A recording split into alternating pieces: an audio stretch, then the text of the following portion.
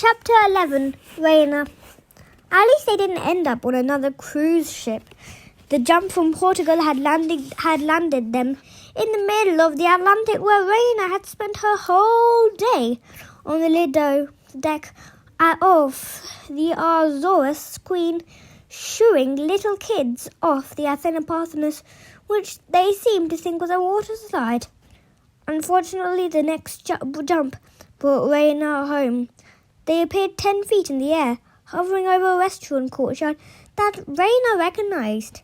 She and Nico dropped onto a large bird cage, which promptly broke, dumping them into a cluster of potted ferns along with three very alarmed parrots. Coach Hedge hit the canopy over a bar. The Athena Parthenos landed on her feet with a thump, flattening a patio table and flipping a dark green umbrella which settled onto the Nike statue in Athena's hand. So the goddess of wisdom looked like she was holding a tropical drink. Gah! The coach had yelled. The canopy ripped and he fell behind the bar with a crash of bottles and glasses. The satyr recovered well. He popped up with a dozen miniature plastic swords in his hair, grabbed the soda gun, and served himself a good drink. I like it. He tossed a wedge of pineapple into his mouth. Next time, kid, can we land on the floor and not 10 feet above it? Nico dragged himself out of the ferns. He collapsed into the nearest chair and waved off a blue parrot that was trying to land on his head. After the fight with Lycaon, Nico has discarded his shredded avatar jacket. Nico had discarded his shredded avatar jacket. His black skull pattern t-shirt. His black skull pattern t-shirt wasn't in much better shape. Rayna had stitched up the gashes on his biceps, which gave Nico a slightly creeped Frankenstein look. But the cuts were still swollen and red. Unlike bites, werewolf claw marks wouldn't transmit lycanthropy, but Rayna knew firsthand that they healed slowly and burned like acid. I gotta sleep. Nico looked up in daze. Are we safe? Rayna scanned the courtyard. The place seemed deserted, though she didn't understand why. This time of night, it should have been packed. Above them, the evening sky glowed a murky terracotta, the same color as the building's walls, ringing the atrium. The second-story balconies were empty, except for potted azaleas hanging from the white metal railings. Behind a wall of glass doors, the restaurant's interior was dark. The only sound was a fountain gurgling forlornly, and the occasional squawk of disgruntled parrot. This is Bashina, Rayna said. What kind of bear? Hedge opened a jar of maraschino cherries and chugged them down. It's a famous restaurant, Rayna said, in the middle of old San Juan. They invented the pina colada here back in the 1960s, I think. Nico picked out his chair, curled up on the floor, and started snoring. Well, it looks like we're staying for a while. They haven't invented any new drinks since the 60s were overdue. I'll get to work. While Hedge rummaged deep behind the bar, Rayna whistled for Orm and Argentum. After their fight with the werewolves, the dogs looked a little worse for wear, but Rayna placed them on guard duty. She checked the street entrance to the atrium. The decorative ironwork gates were locked. A sign in Spanish and English announced that the restaurant was closed for a private party. That seemed odd. Since the place was deserted. At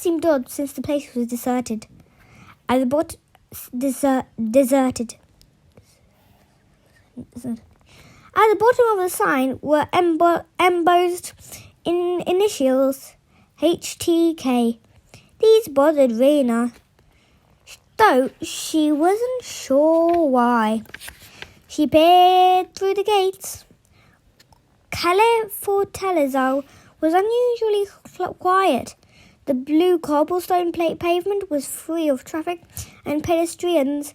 The pastel-coloured shop fronts were closed and dark. Was it Sunday or some sort of holiday? Rayna's unease grew. Behind her coach Ted whistled happily as he set up a row of blenders. The parrots roosted on the shoulders of the Athena partners. Rayna wondered whether the Greeks would be offended if their sacred statue arrived covered in tropical bird poop. Of all the places Rayna could have ended up, San Juan. Maybe it was a coincidence, but she feared not. Puerto Rico wasn't really on the way from Europe to New York. It wasn't much too far south. Besides, Rayna had been lending Nico her strength for days now. Perhaps she'd influenced him subconsciously. He was drawn to painful thoughts, fear and darkness. And Rayna's darkest, most painful memory was San Juan, her biggest fear. Coming back here. Her dogs picked up on agitation, then prowled the courtyard, snarling at shadows. Poor Argentum turned in circles, trying to aim his sideways head so he could see out of his one ruby eye. Rayna tried to concentrate on positive memories. She'd missed the sound of the little cockatoo frogs singing around the neighborhood, like a chords of popping bottle caps. She'd missed the smell of the ocean, the blossoming magnolias and citrus trees. The fresh baked bread from the local panaderias. Even the humidity felt comfortable and familiar, like the scented air from the dryer and vent from a dry vent. Part of her wanted to open the gates and explore the city. She'd wanted to visit the Plaza de Armas, where the old men played dominoes and the coffee kiosk sold espresso so strong it made your ears pop. She wanted to stroll down her old street, call San Joe's, counting and naming the stray cats, making up a story for each one, the way she used to with her sister. She wanted to break into Barashina's kitchen and cook up some real monfongo with fried plantains and bacon and garlic. A taste that would always remind her of Sunday afternoons, when she and Hyla could briefly escape the house, and, if they were lucky, eat here in the kitchen, where the staff knew them and took pity on them. On the other hand, Rayna wanted to leave immediately. She wanted to wake up Nico, no matter how tired he was, and force him to shadow travel out of here. Anyway, but San Juan. Out of here, anywhere but San Juan. Being so close to her old house made Rayna feel ratcheted, tight like a catapult winch. She glanced at Nico. Despite the warm night, he shivered on the tile floor. She pulled a blanket out of her pack and covered him up.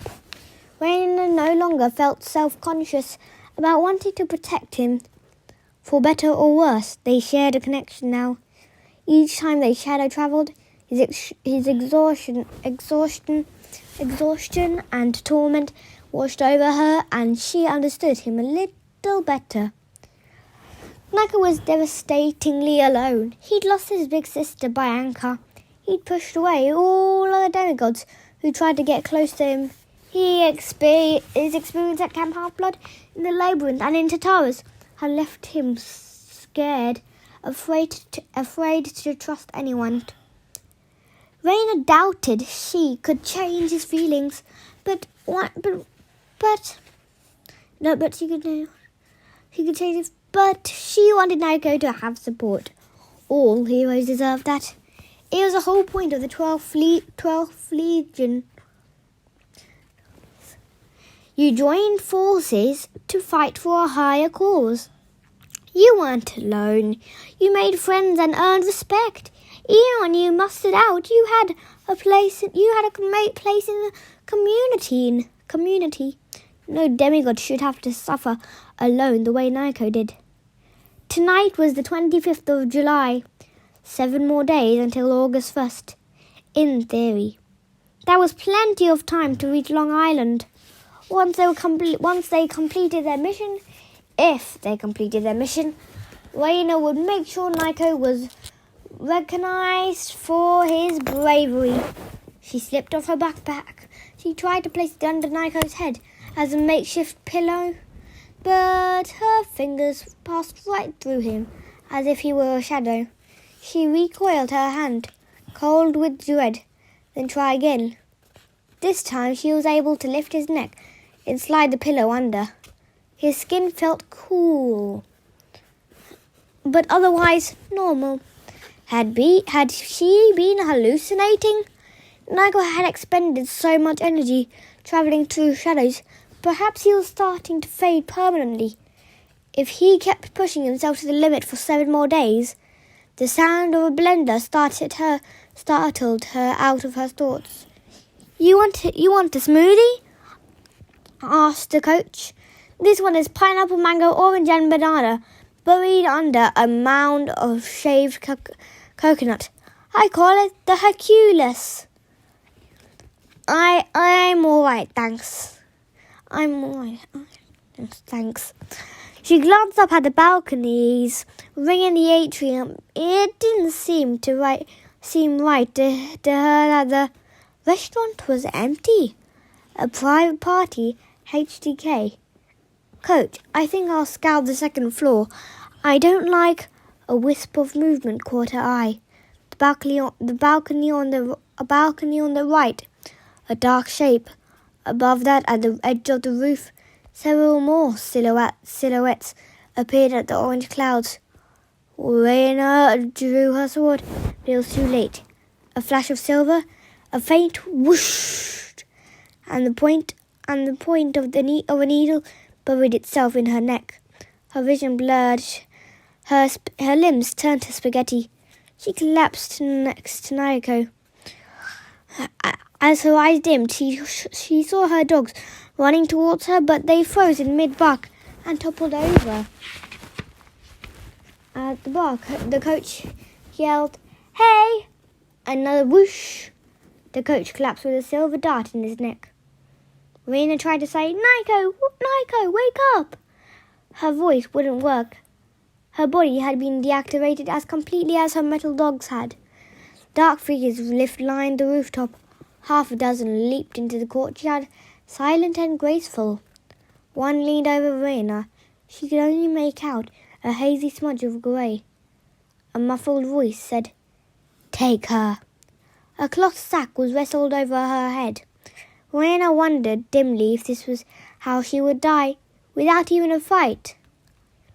Then it didn't matter. Several pairs of rough hands lifted her like an unwieldy piece of furniture, and she drifted into unconsciousness.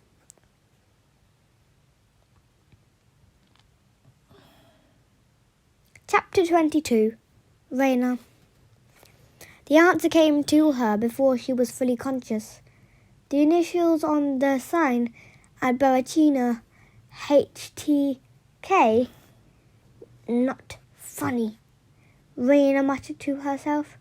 Not remotely funny. Years ago, Lupa had taught her how to sleep lightly, wake up alert and be ready to attack. Now, as her senses returned, she took stock of her situation. The cloth sack still covered her head, but it didn't seem to be cinched around her neck. She was tied to a hard chair. Wood by the feel of it. Cords were tight against the ribs. Her hands were bound behind her, but her legs were free at the ankles. Either her captors were sloppy or they hadn't expected her to wake up so quickly. Reyna wiggled her fingers and toes. Whatever tranquilizer they used, the effects had worn off. Somewhere in front of her, footsteps echoed down a corridor. The sound got closer. Reyna let her muscles go slack.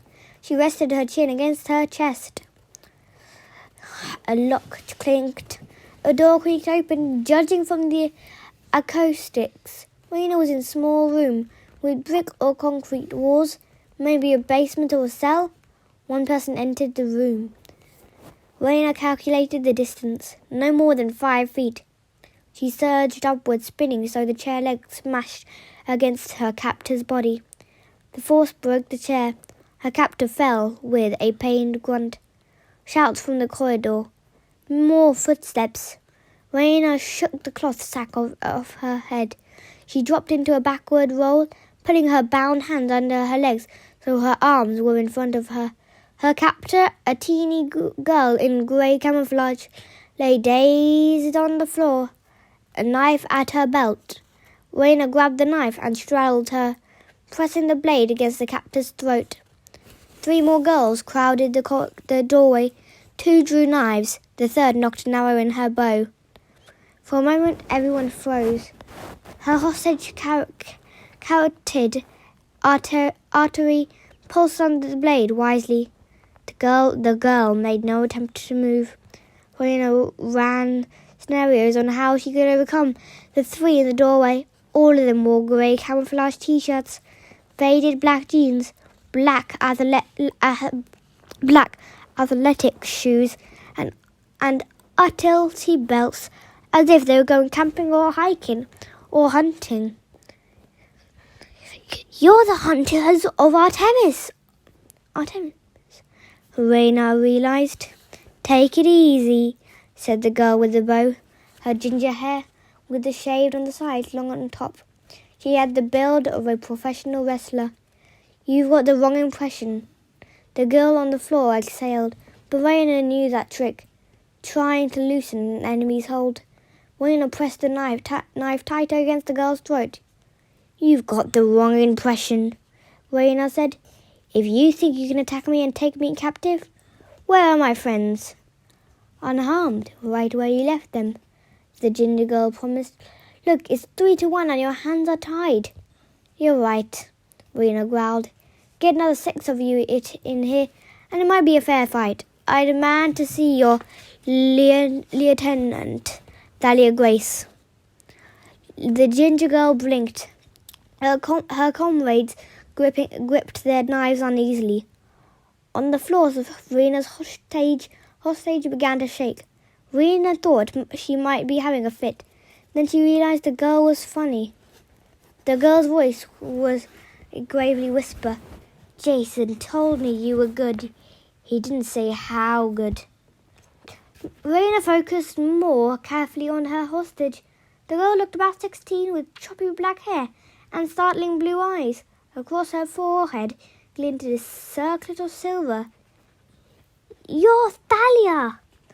And I'd be happy to explain, Dahlia said, if you'd kindly not cut off my throat. The hunters guided her through a maze of corridors. The walls were concrete blocks painted army green, devoid on windows. The only light came from dim fluorescence spaced of every 20 feet. The passages twisted, turned and doubled back, but the ginger-haired hunter, Phoebe, took the lead. She seemed to know where she was going. Dahlia Grace limped along holding her ribs where Rayna had hit her with a chair. The hunter must have been in pain, but her eyes sparkled with amusement. Again, my apologies for abducting you. Dahlia didn't sound very sorry. This lair is secret.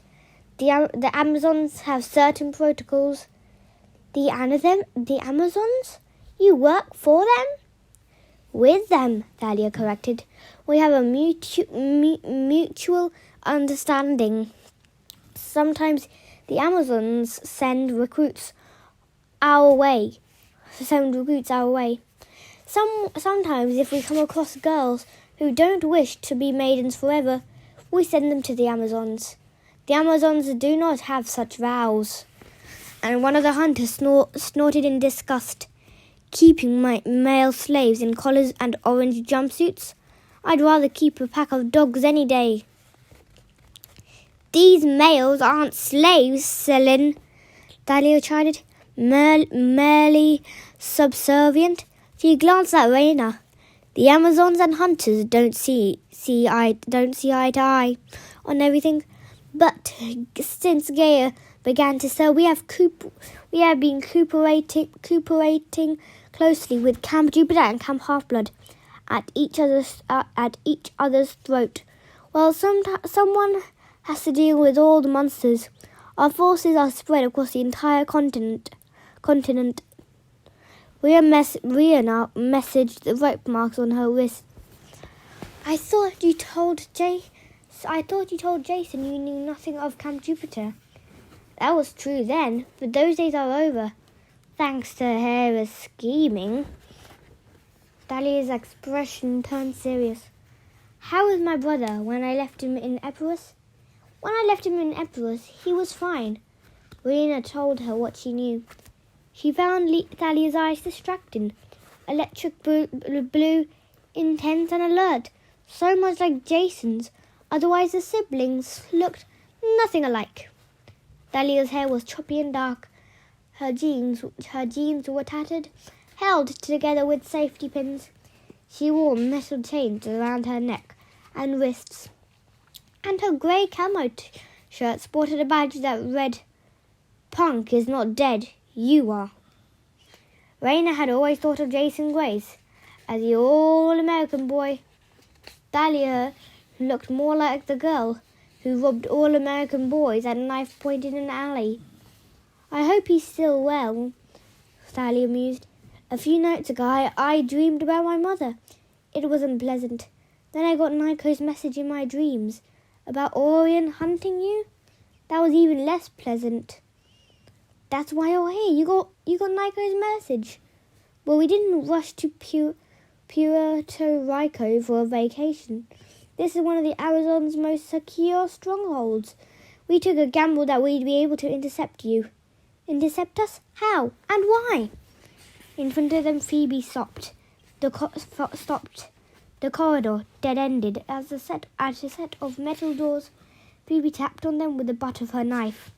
A complicated series of knocks, like Morse code. Dahlia rubbed her bruised ribs. I'll have to leave you here. The hunters are patrolling the old city, keeping a lookout for Orion. I need to get back to the front lines. She held out her hand and expectantly. My knife, please? Rayna handed it back. What about my own weapons? They'll be returned when you leave. I know it seems silly, the kidnapping and the blindfolding and whatnot, but the Amazons take their security seriously. Last month they had an incident at their main center in Seattle. Maybe you heard about it. A girl named Hazel Slevescu stole a horse. The hunter Stephen grinned. Naomi, I saw the security footage. Legendary. Epic, agreed third hunter. At any rate, Dahlia said, we're keeping an eye on Nico and the satyr. Unauthorized males aren't allowed anywhere near this place, but we left them a note so they wouldn't worry. From her belt, Dahlia unfolded a piece of paper. She handed it to Rayna. It was a photocopy of a handwritten note. I owe you 1 Roman praetor. She will be returned safely. Sit tight, otherwise you'll be killed. XOX, the hunters of Artemis. Reyna handed back the letter. Right, that won't worry them at all. Phoebe grinned. It's cool. I covered your Athenoparthenos with this new camouflage netting I designed. It should keep monsters, even Orion, from finding it. Besides, if my guess is right, Orion isn't tracking the statue as much as he's tracking you. Rayna felt like she'd been punched between the eyes. How could you know that? Phoebe is my best tracker, Dahlia said, and my best healer, and, well, she's generally right about most things. Most things, Phoebe protested. Dahlia raised her hand, and I give up a gesture. As for why we intercepted you, I'll let the Amazons explain. Phoebe, Celine, Naomi, accompany Reyna inside. I have to see to our defences. You're expecting a fight? Reyna noticed. But you said this place was secret and secure. Dahlia sheathed her knife. You don't know Orion. I wish we hadn't more time, Praetor. I'd like to hear about your camp and how you ended up there. You remind me so much of your sister, and yet... You know Hyla? And you know Hyla? Rayna asked. Is she safe? Dahlia tilted her head. None of us are safe these days, Praetor, so I really must go. Good hunting! Dahlia disappeared down the corridor. The metal doors creaked open. The 3 hunters led Rayna through. After the claustrophobic tunnels,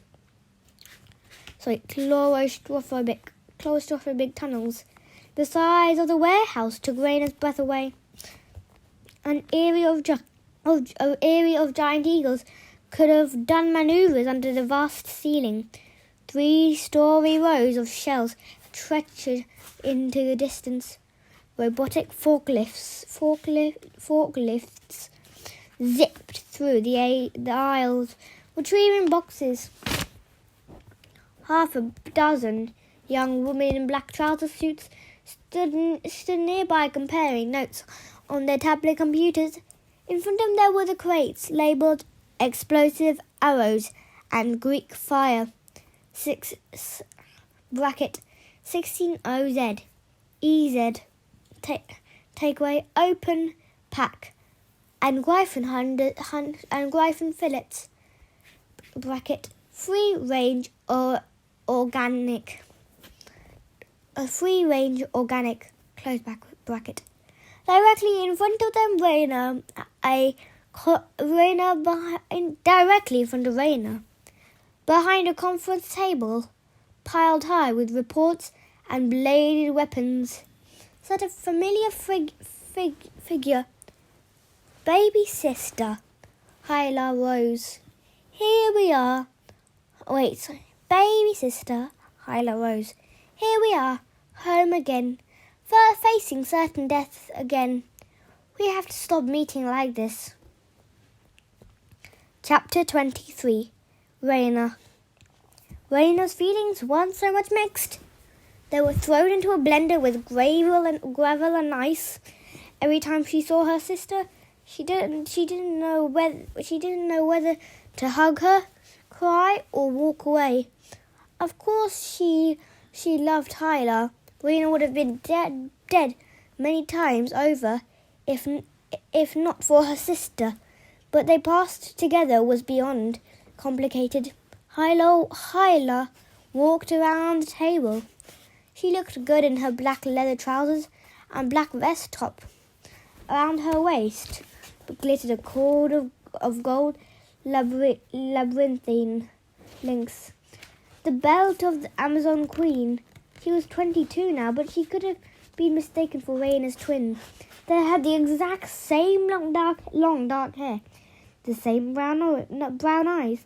They even wore the same silver ring with the torch and spear emblem of their mother, Bellona. It was most obvious difference between them. Between them was the long white scar on Hyla's forehead. It had faded over the last 4 years. Anyone who didn't know better might have mistaken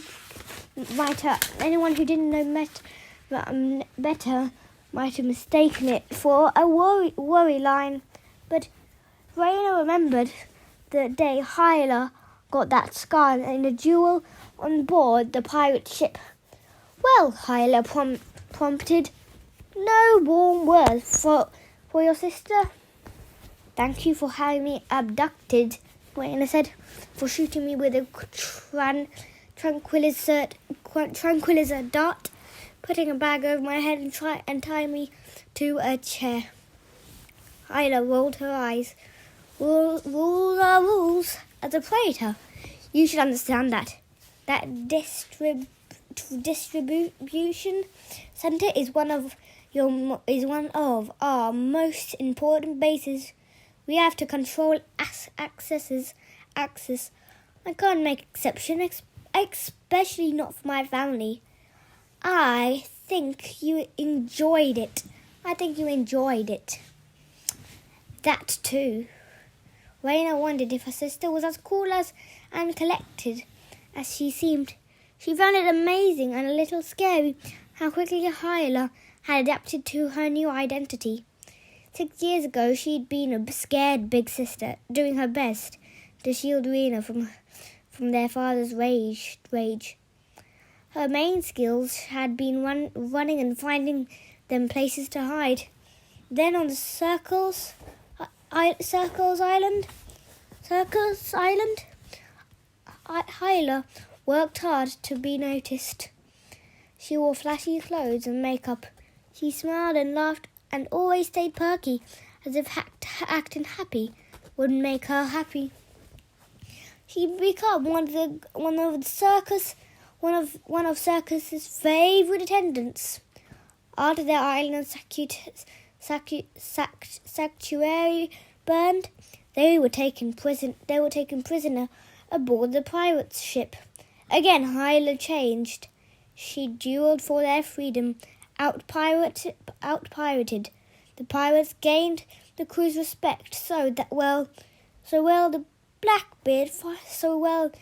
Blackbeard finally put them ashore, lest Hyla take over his ship.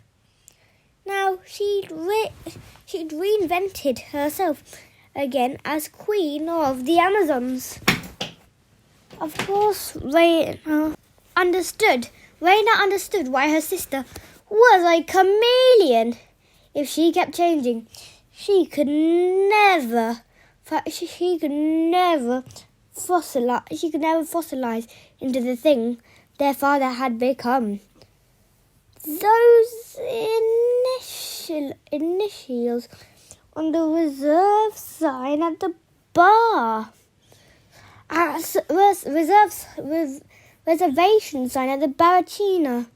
Rayna said, HTK. Hyla twice kill. Your new nickname. A little joke. Just checking to see if you were paying attention.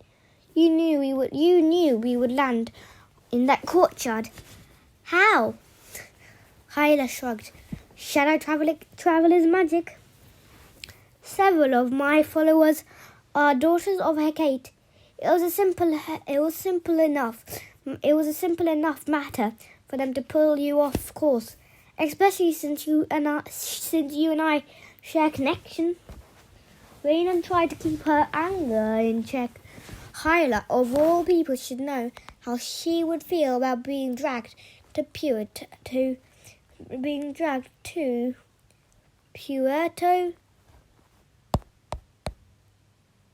Rico. You went to a lot of trouble, Rayna noted.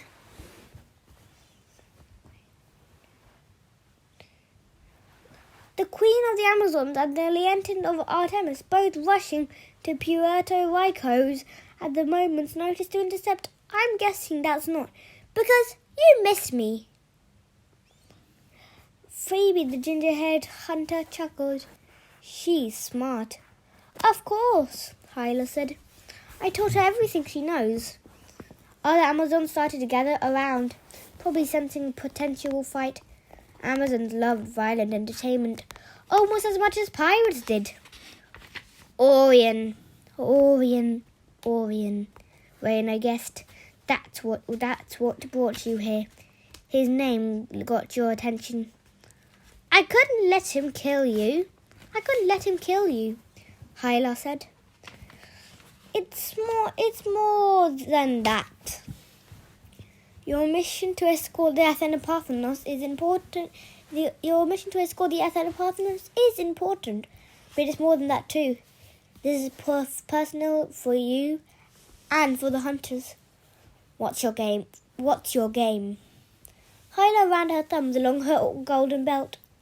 Orion is a problem. Unlike the other giants, Orion has been walking the earth for centuries. He takes a special interest in killing Amazons or hunters or any female who dares to be strong. Why would he do that? Why would he want that? A ripple of dread seemed to pass through the girls around her. Hyla looked at Phoebe. Do you want to explain? You were there. The hunter's smile faded. In ancient times, Orion joined the hunters. He was Lady Artemis's best friend. He had no rivals at the bow except for the goddess herself and perhaps her brother Apollo. Rayna shivered. Phoebe looked no older than 14. To think that she knew Orion 3 or 4,000 years ago. What went wrong? She asked. Phoebe's ears reddened. Orion crossed the line. He fell in love with Artemis. Hyla sniffed. Always happens with men. They promise friendship. They promise to treat you as an equal. In the end, all they want is to possess you. Phoebe picked up at her thumbnail. Behind her, the other two hunters, Naomi and Selin, shifted uneasily. Lady Artemis rebuffed him, of course, Phoebe said. Orion became bitter. He started going on longer and longer trips by himself in the wilderness. Finally, I'm not sure what happened.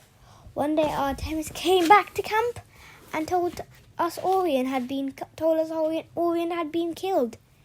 She refused to speak of it. Hyla frowned, which accentuated the white scar across her brow. Whatever the case, when Orion rose again from Tartarus, he was Artemis's bitterest enemy. No one can hate you with more intensity than someone who used to love you. Reyna understood that. She thought back to a conversation she had with the goddess Aphrodite 2 years ago in Charleston. If he's such a problem, Reyna said, why doesn't Artemis simply slay him again? Phoebe grimaced. Easier said than done. Orion is sneaky. Whenever Artemis is with us, he stays far away. Whenever we hunters are on our own, like now, he strikes without warning and disappears again. On our last lieutenant, Zoe Nightshade spent centuries trying to track him down and kill him. The Amazons have also tried, Hyla said.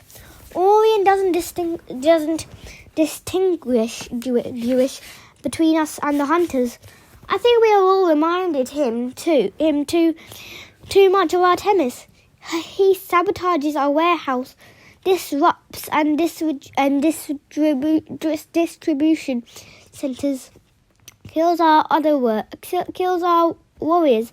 In other words, Reyna said dryly, he's getting in the way of your plans for world domination. Hyla shrugged. Exactly. That's why you rushed here. to intercept me, Rayna said. You knew Orion would be right behind me. You're setting up an ambush. I'm the bait. The other girls all found somewhere else to look besides Rayna's face. Oh, please, Rayna chided. Don't develop a guilty coincidence now. It's a good plan. How do we proceed? Hyla gave her comrades a lopsided smile. I told you my sister was tough. Phoebe, you want to explain the details? The hunter shouldered her bow. Like I said, I believe Orion is tracking you, not the Athanaparthenes. He seemed especially good at sensing the presence of female demigods. I guess that you'd say we're his nature prey? Charming, Reyna said. So my friends, Nico and Gleason Hedge, are they safe? I still don't see why you travel with males. Phoebe grumbled. But my guess is they are safer without you around. I did my best to camouflage your statue. With luck, Orion will follow you here, straight into our line of defense. And then, Reyna asked. Hyla gave her the sort of cold smile that used to make Blackbeard's pirates nervous. Dahlia and most of her hunters are scouting the perimeter of Viejo San Juan. As soon as Orion have my best fighters on alert, we'll snare the giant. Then one way or another, we'll send him back to Tartarus. Can he be killed? Rayna asked. I thought most giants could only be destroyed by a god and demigod working together. We intend to find out, Hyla said. Once Orion is taken down, your quest will be much easier. We'll send you on your way with our blessings. We could use more than your blessings, Rayna said. Amazons ship things all around the world. Why not get provided safe transport for the Athanaparthenes? Get us to Camp Half-Blood before August 1st. I can't, Hyla said. If I could, sister, I would. But surely you felt the anger radiating from the statue.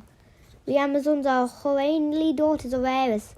The Athanaparthenes would never tolerate our interference. Besides, you know how the fates operate. For your quest to succeed, you have to deliver the statue personally.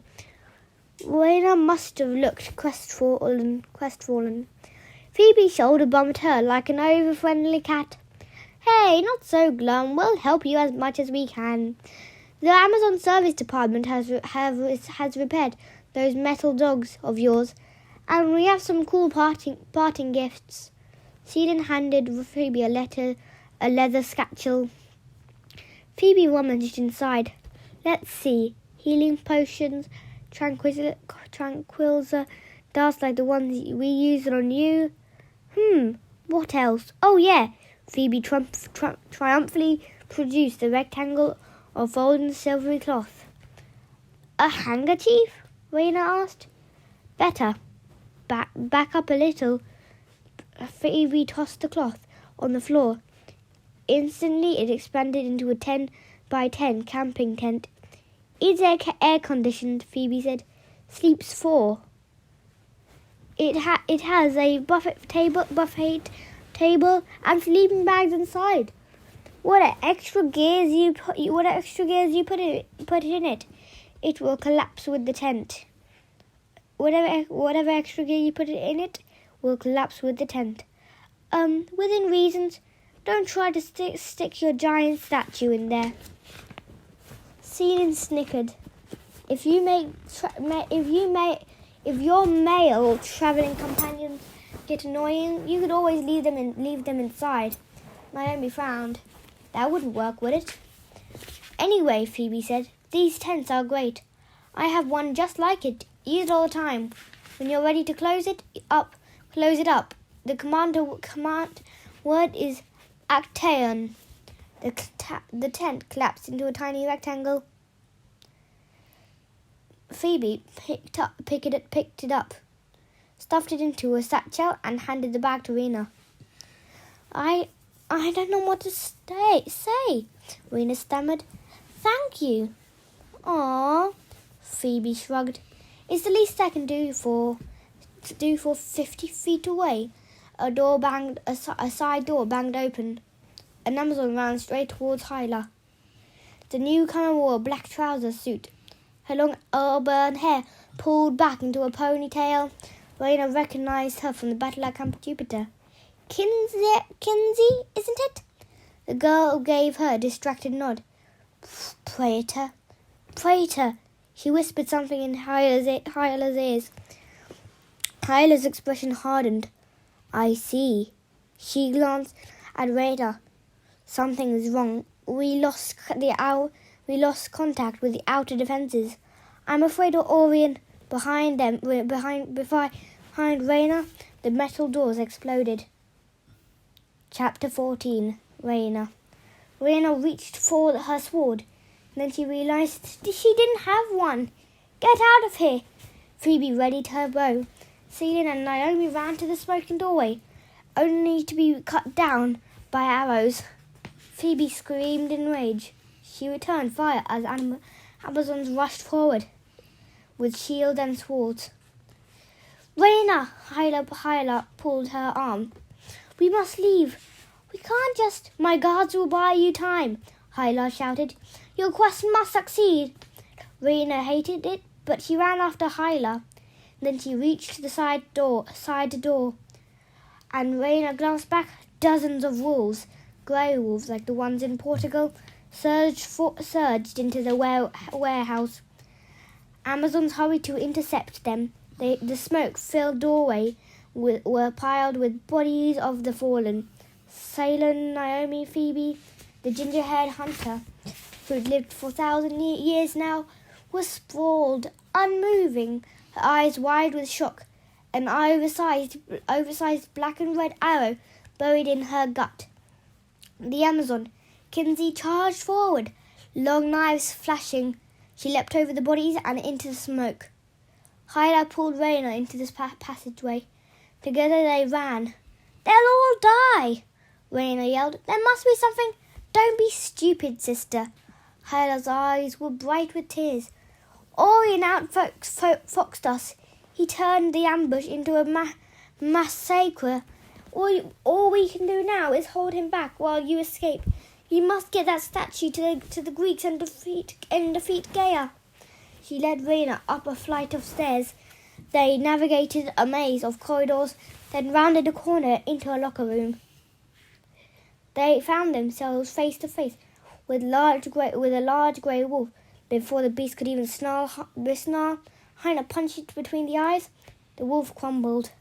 Over here! Hyla ran to the nearest row of lockers. Your weapons are inside. Hurry! Rayna grabbed her knife, her sword, and her pack. Then she followed her sister up a circular metal stairway. The top dead-ended at the ceiling. Hyla turned and gave her a stern look. I won't have time to explain this, all right?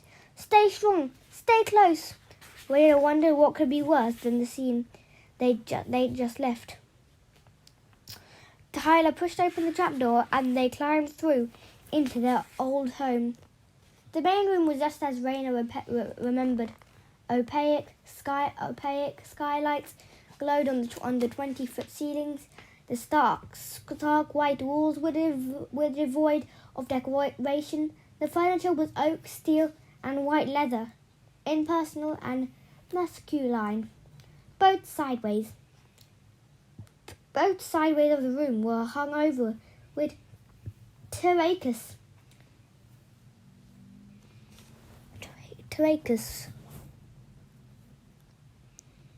which had always made Reyna feel like she was being watched, because often she was. Their father had done everything he could to make the centuries-old hacienda feel like modern home. He added the skylights,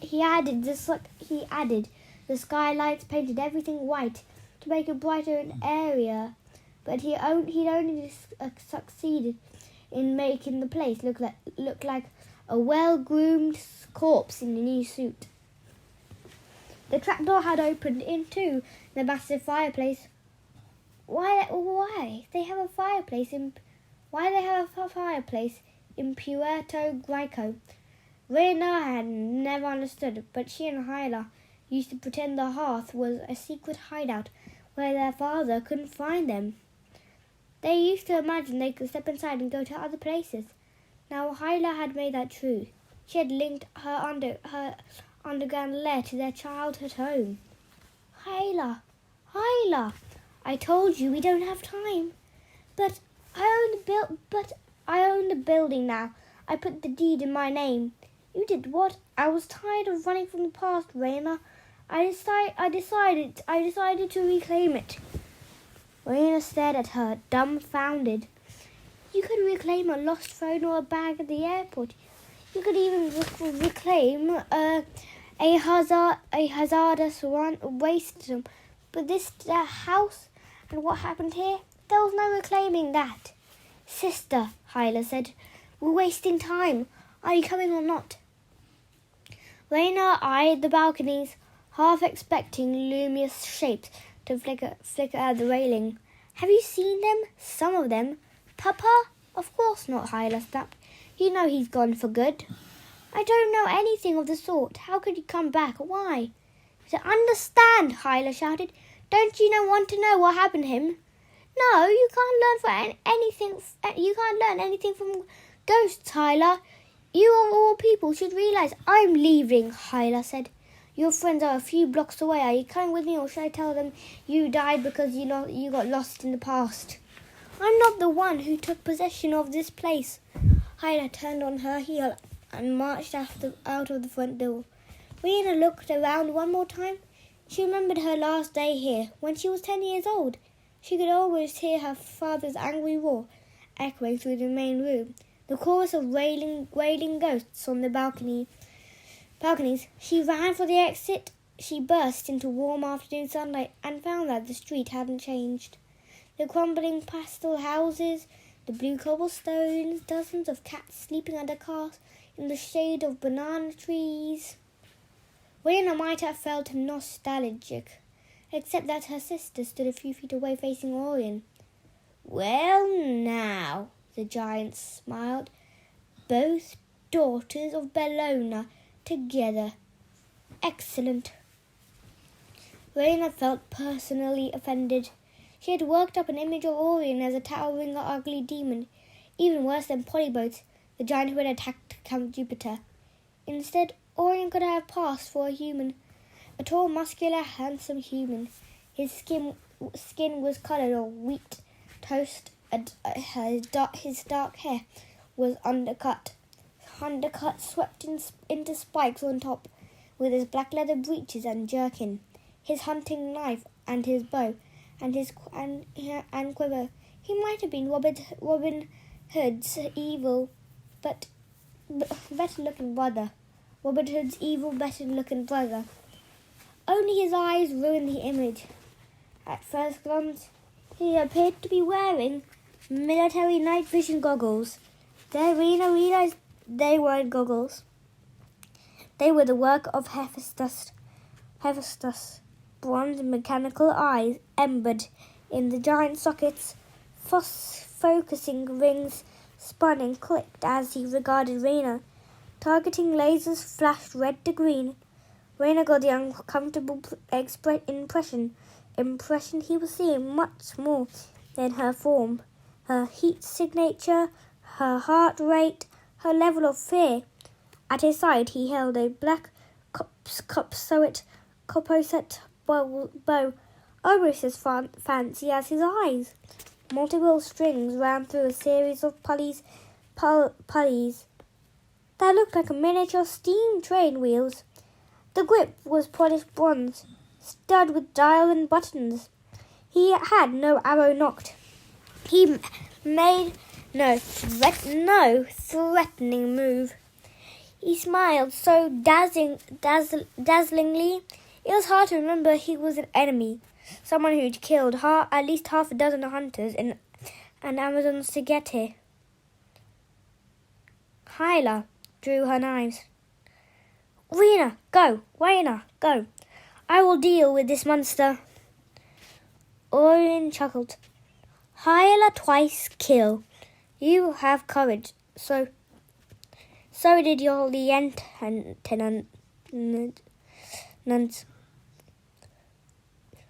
Hyla took a step forward. Your lieutenants, they are dead. Hyla took a step forward. Rayna grabbed her arm. Orion, she said, you have enough Amazon blood on your hands. Perhaps it's time you try a Roman. The giant's eyes clicked and dilated. Red laser dots floated across Rayna's breastplate. Ah, the young praetor. I admit I've been curious. Before I slay you, perhaps you enlighten me? Why would a child of Rome forfeit your rank, abandon your legion, made yourself an outlaw, and for what? Jason Grace scorned you. Percy Jackson refused you. Haven't been, what's the word, dumped enough? Rayna's ears buzzed. She recalled a Proteite's warning 2 years ago in Charleston. You will not find love where your wish is, where your wish, or where your hope. No demigod shall heal your heart. She forced herself to meet the giant's gaze. I don't define myself by the boys who may or may not like me. Brave words. The giant smiled, infuriating. But you are no different from the Amazons or the hunters or Artemis herself. You speak of strength and independence. As soon as you face a man of true prowess, your confidence crumbles. You feel threatened by dominance and how it attracts you. So run, or you surrender, or you will die. Hyla shrugged on Rayna's hand. I will kill you, giant. I will chop you to pieces so small. Hyla, Rayna interrupted. What else happened here? She could not want her sister to die. She did not want her sister to die. Rayna had to keep the giant focused on her. Orion, you claim you're strong, yet you couldn't keep the vows of the hunt. You died rejected, and now you're running errands for your mother. So tell me again, how exactly are you threatened? Orion's jaw muscles clenched. His smile became thinner. His smile became thinner and colder. A good try, he admitted. You're hoping to unbalance me, you think? You think, perhaps, if you keep me talking, reinforcements will save you. Alas, praetor, there are no reinforcements. I burned your sister's underground lair with her own Greek fire. No one survived. Hyla roared and attacked. Orion hit her with the butt of his bow. He flew backwards into the street. Orion pulled an arrow from his quiver. Stop! Rayna yelled. Her heart hammered in her ribcage. She needed to find the giant's weakness. China was only a few blocks away. If they could make it that far, Nico might be able to shadow travel them away. And the hunters couldn't all be dead. They'd be patrolling the entire perimeter of the old city. Surely some of them were still out there. Orion, you asked what motivates me. She kept her voice leveled. Don't you want answer before you kill us? Surely it must puzzle you why a woman keep rejecting a big, handsome guy like you. The giant knocked his arrow. Now you have mistaken me for Narcissus. I cannot be flattered. Of course not, Rayna said. Hyla rose with a murderous look on her face, but Rayna reached out with her senses, trying to share with her sister the most difficult kind of strength, restraint. Then it must infuriate you. First, you were dumped by a mortal princess. Merope, Orion sneered. A beautiful girl, but stupid. If she'd had any sense, she would have understood I was flirting with her. Let me guess, Rayna said. She screamed and called for the guards instead.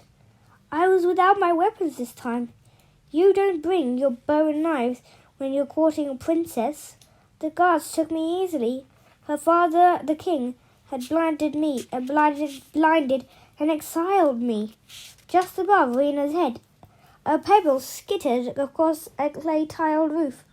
It might have been her imagination, but you remember that sound from the many nights Hyla would sneak her out of her own locked room and creep across the roof to check on her.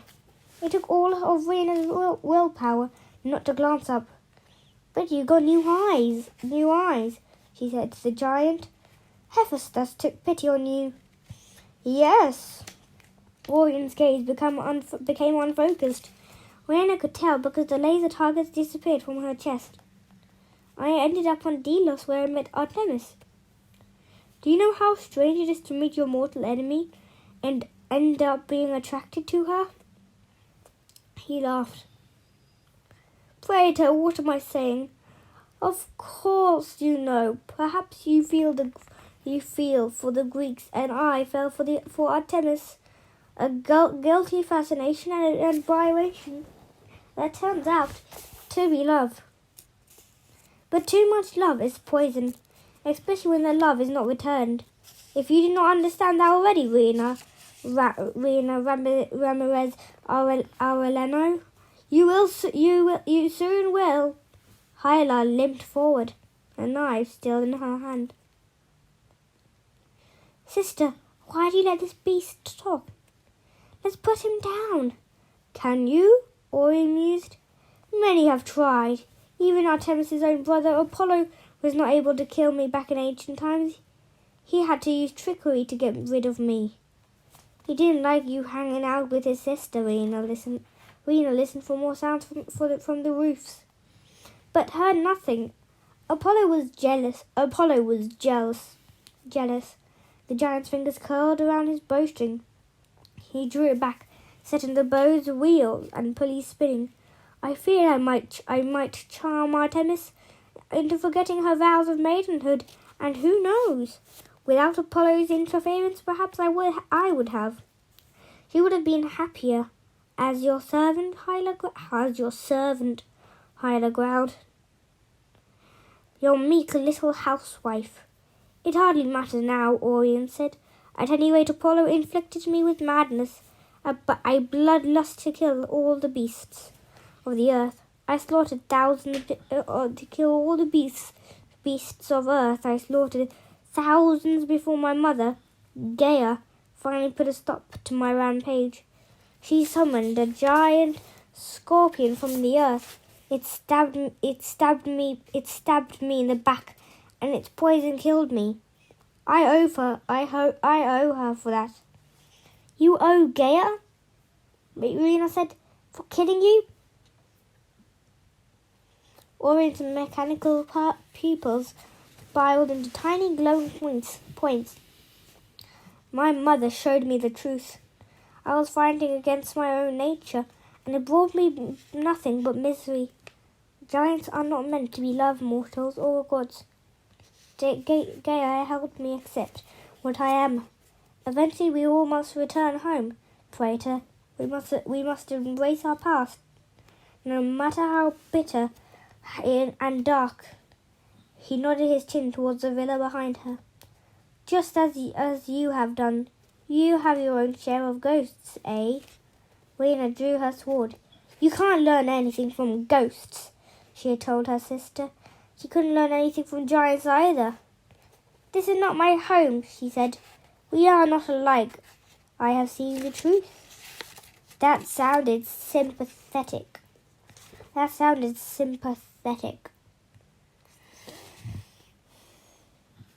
You cling to your fantasy that can make your enemies love you. You cannot, Rayna. There is no love for you at Camp Half-Blood. Aphrodite's words echoed in her head. No demigod shall heal your heart. Rayna studied the giants, handsome, cruel face. His glowing mechanical eyes for a terrible moment. He could understand how even a goddess, even an eternal maiden like Artemis might fall for Orion's honeyed words. I have killed you 20 times by now. The giant realized. You realize that, don't you? Let me spare you. A simple show of faith is all I need. Tell me where the statue is. Rayna almost dropped her sword. Where the statue is. Orion had located the Parthenos. The hunter's camouflage had worked. All this time, the giant had been tracking Rayna, which meant that even if she died, right now, Nico and Coach Hedge might stay safe. The quest was not doomed. She felt as if she'd shed 100 pounds of armor. She laughed. The sound echoed down the cobblestone street. Phoebe outsmarted you, she said. By tracking me, you lost the statue. Now my friends are free to continue their mission. Orion curled his lip. Oh, I will find them, traitor, after I deal with you. Then I suppose, Rayna said, we will have to deal with you first. That is my sister, Hyla said proudly. Together they had charged. The giant's first shot would have skewered Rayna, but Hyla was fast. She sliced the arrow out of the air and lunged at Orion. Rayna stabbed at his chest. The giant interceded both of their attacks with his bow. He kicked Hyla backwards into the hood of an old Chevy. Half a dozen cats scattered from underneath it. The giant spun a dagger suddenly in his hand, and Rayna just managed to dodge the blade. He stabbed again, ripping through his leather jerkin, but only managed to graze his chest. You fight well, Praetor, he admitted, but not well enough to live. Rayna willed her blade to extend into a pilum. My death means nothing. If her friends could continue their quest in peace, she was fully prepared to go down fighting. But first she intended to hurt this giant so badly he would never forget her name. What about your sister's death? Orion asked. Does that mean something?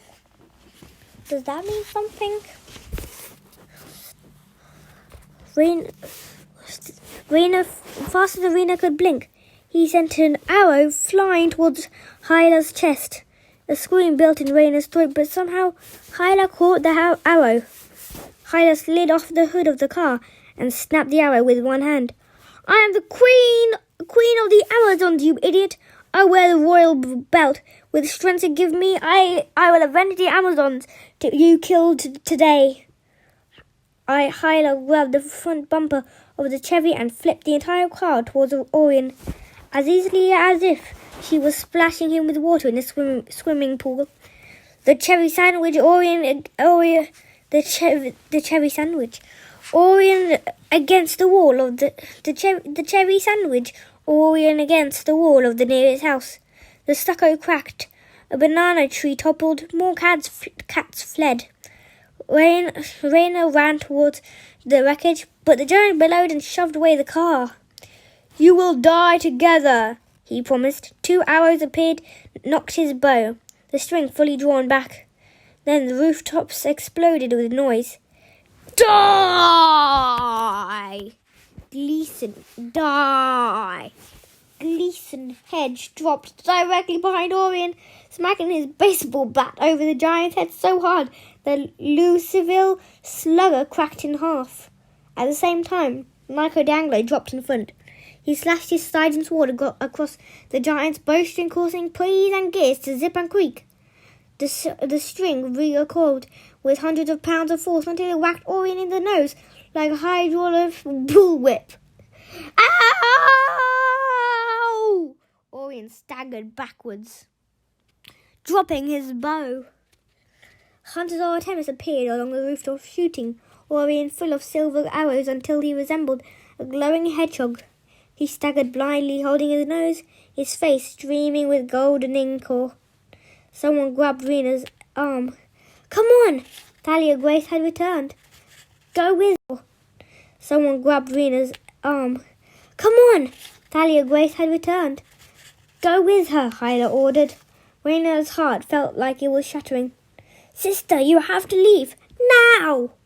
It was exactly what Hyla had said to her 6 years ago, the night they escaped to their father's house. I'll delay Orion as long as possible. Hyla grabbed one of the giant's legs. She yanked him off balance and tossed him several blocks down the calle San Jos, set to the general consternation of several dozen more cats. The hunters ran after him along the rooftops, shooting arrows that exploded in Greek fire, wreathing the giant in flames. Your sister's right, Dahlia said. You need to go. Nico and Hedge fell alongside her, both looking very pleased with themselves. They had apparently gone shopping at the Baratina souvenir shop, where they'd replaced dirty tattered shirts with loud tropical numbers. Nico, Reyna said, you look. Not a word about the shirt, he warned. Not one word. Why did you come looking for me? He demanded. You could have got away free. The giant has been tracking me. If you had just left, you're welcome, Cupcake. You're welcome, Cupcake. The coach grumbled. We weren't about to leave without you. Now let's get out of. He glanced over at Rayna's shoulder, and his voice faltered. Behind her, the second-story balconies of her family houses were crowded with glowing figures. A man with a forked beard and rusted conquest armor, another bearded man in 18th century pirate clothes, his shirt peppered with gunshot holes, a lady in a bloody nightgown, a U.S. Navy captain in his dress fights, and a dozen more reunited from her childhood, all glaring at her accusingly, their voices whispering in her mind, Traitor! Traitor! Murderer! No! No! Rayna felt like she was 10 years old again. She wanted to curl up in the corner of her room and press her hands over her ears to stop the whispering. Nico took her arm. Rayna, who are they? What do they... I can't, she pleaded. I can't. She'd spent so many years building a dam inside her to hold back the fear. Now it broke. Her strength washed away. It's all right, Nico. Nico gazed up at the balconies. The ghosts disappeared. But dear Reyna knew they weren't really gone. They were never really gone. We'll get you out of here, Nico promised. Let's move. Dahlia took Rayna's other arm. The four of them ran for the restaurant, and the attendant partners behind them. Rayna heard Orion roaring in pain, Greek fire exploding, and in her mind the voices still whispered, Murderer, traitor, traitor. You can never flee your crime. Right, everybody, that's the end of me reading you this book for 1 hour 13 minutes. So, bye-bye, everybody, and thanks for listening to this.